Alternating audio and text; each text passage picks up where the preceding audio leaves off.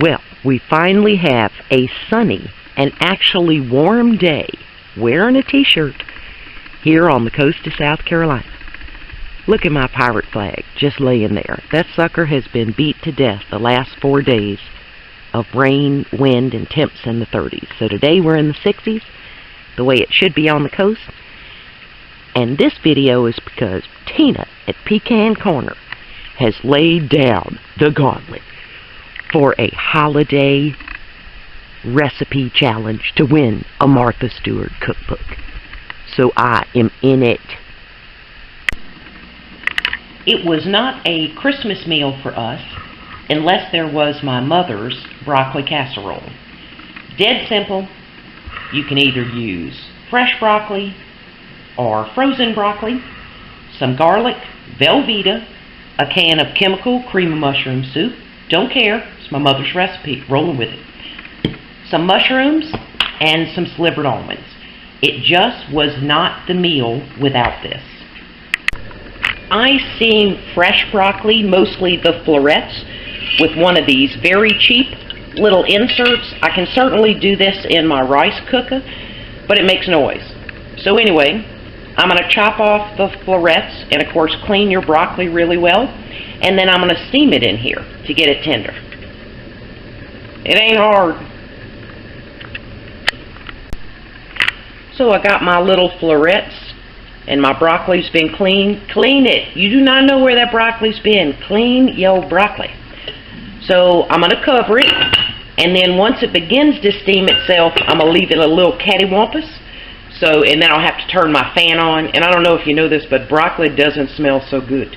So the things I have left, the stalks, is going to go not sitting on my island in my compost bucket. It's going to go straight out to the compost pile, because it does not smell good in this state. So the broccoli has started to steam, or the little steamer tray, the water in the bottom. Turn your fan on. You can do this in a rice cooker, because they all come with that little grate you put in the bottom, and it'll steam it perfect. But whatever. Steaming it, steaming it. Now we grew our own broccoli. And then we would chop it up and freeze it. Back in the day, you didn't have your freezer bags, any of those things. But we used the florets and very little of the tougher stems. If you use frozen broccoli, when we get this going in our one pot, and I'll be doing it in this pot, with onions and the garlic and things, you will stir forever the frozen broccoli florets till your arm hurts and you need somebody to help. So if you use fresh, it just makes it easier. I'm all for easier. So I have 2 medium-sized onions chopped. I got a big bear paw for a hand. And my broccoli's done. It didn't take 10 minutes to steam this, because we're just doing the florets. So just check your small stems that your fork can go through them easily. It ain't hard, it's just steaming some broccoli. So from here on, it's dead easy. In that same pot, and it was very hot, after taking out the broccoli, I have half a stick of butter, and I'm going to saute those onions. And right before I'm ready to add the broccoli, the steamed broccoli, I'm going to add, that's a little coffee spoon of some garlic. Because garlic is so easy to burn, I wait basically until my onions are translucent. And this is a really good Magnalite pot with an even distribution of heat, so these will get translucent very quickly. Broccoli casserole was so important to us that in the fall garden, now in New Orleans, we wore shorts at Christmas, but my father was always asking, who checked the broccoli today? Who checked the broccoli? We need to have the broccoli. So broccoli casserole was a huge deal. Something that I love that my mother did, that I kept doing as an adult, was you usually had people over, particularly with my dad in the military, who couldn't go home. So if she knew they were coming for Christmas, she would always contact them. This for email and a cell phone. We actually had a party line to what was the important part of a meal that meant Christmas to them. And one was a goose liver dressing. And I remember my mother hunted down a goose person. I call it a goose farmer when I was little. And got a bunch of livers to make sure that she made that dressing for them. And for us, it's broccoli casserole. But for a lot of people, it's got to be sweet potatoes with marshmallows or something. But it's just not the meal without what you remember your family gathering around. If you're new to cooking and you're not sure when your onions are translucent, just keep tasting one with a little spoon till they don't have any crunch to them. So now I'm going to chunk my garlic in, excuse my racket, and then I'm going to toss my broccoli in here. But I'm not going to give this garlic a chance to burn. It's not hard to do. It's just one of those things that mean home to you. Whether it was something your grandma made. So now let's get in. Ooh, that's hot. Ooh, broccoli holds some heat. See how much I can get in the pot. Oh yeah. Right on. Now I'm just going to stir it in. If I can find a pot holder. Lose all my parts. So I want to get those onions off the bottom. Sorry, I only have a little, what do you call it, tripod. It's so little, it's short. Okay. I also got some of my dehydrated mushrooms, because I may not have enough just in that can. So I'm going to get my cream of mushroom chemical can going here.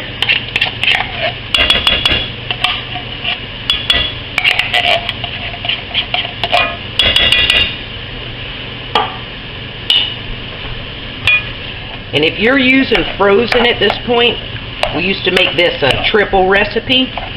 Oh, thank goodness for my brother. And he would stir and stir and stir till he got our frozen broccoli tender. And this is just going to go into a casserole dish. And that cheese will melt fast. I got my super burner on low, and I have to keep turning it down to simmer. I don't need no frozen, I'm sorry, burnt Velveeta.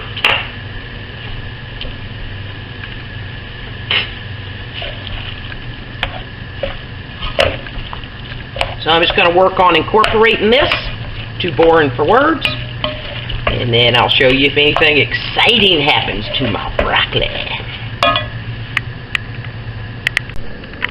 We had a few grown men cry at our Christmas table because my mother had made something that was important to them. And a lot of times it was, I haven't eaten that since my grandmother was alive. No one's ever made that for me. So there are a lot of small things that you can do for people to give them a taste of home, and cooking's one of them.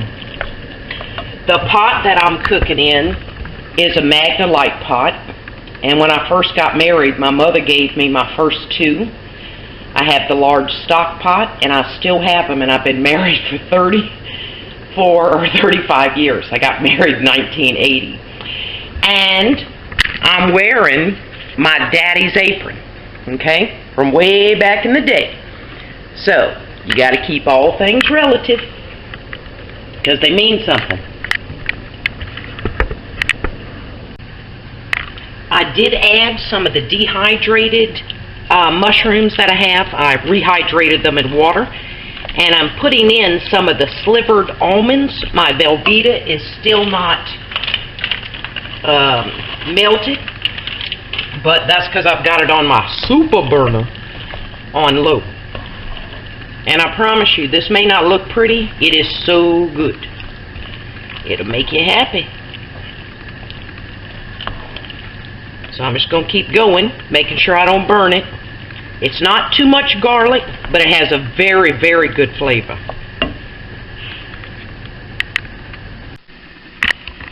My mother was very crafty, fabulous in the kitchen, and a great fundraiser. She wrote a cookbook called Caloric Catastrophes. She worked as a secretary in the physical therapy department of Crippled Children's Hospital in New Orleans, and this book has to be from 1973.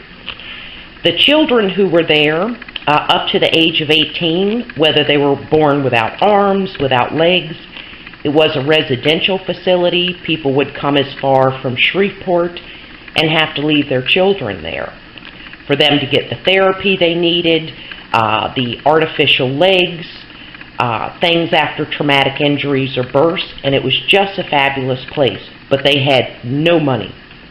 None. It was, this is back in the day now, remember this is the 70s, so it's very hard for people. So my mother took it upon herself that they needed to raise money.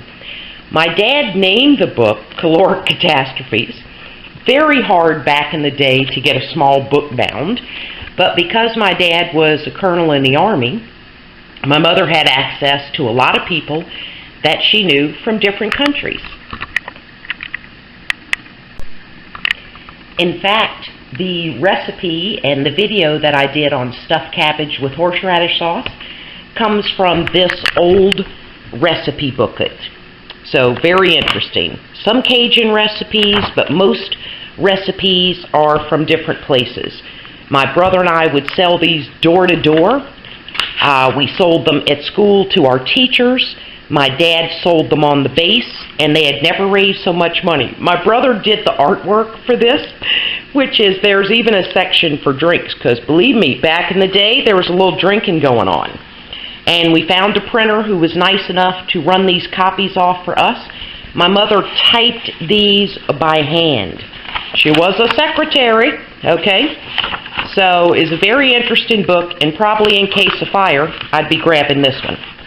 But anyway, this is a great broccoli recipe, and this is my entry into Pecan Corner, Tina and Paul's Recipe Challenge. So here it is in my buttered casserole, and my mother gave me that too. Still have it with the glass lid. So now we're going to add breadcrumbs. It's my own dehydrated breadcrumbs. I've got the oven preheating to 325. And all we want to do is get this hot and bubbly. And the flavor of this is delicious. There's not really a lot in it, but it is a very subtle flavor of cheese. I mean, I don't know what Velveeta is, but it's good yet. And then we're going to put the rest of our almonds on the top.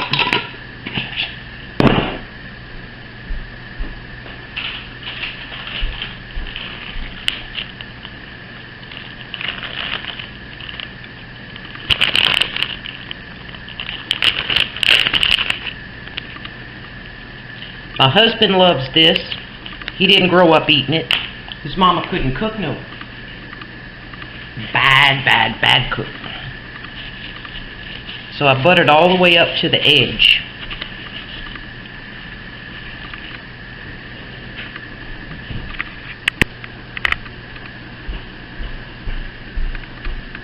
So I'll get this into the oven, and then I'll show you what it looks like when it comes out. I kind of smush my almonds down a little bit into my top part. And let me show you the pot. I'm sure you have kids or grandchildren. I've lost a pot holder again. I have 5 of them laying around. This was my daddy's favorite part. Like children love to eat what's left over on beaters from a cake. This only went to my daddy. So while it was in the oven cooking and we weren't going to eat till later, the man would attack this pot and eat every single piece of it. Very easy to clean then, but this was his thing. Strange man.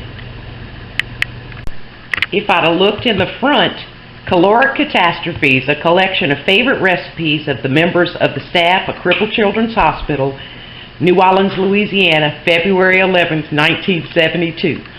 Way back in the day. So there she blows, and it is extremely delicious. Got a nice little crunch with breadcrumbs and almonds, and just a wickedly good flavor. Oh yeah, totally dig it. Marvelous.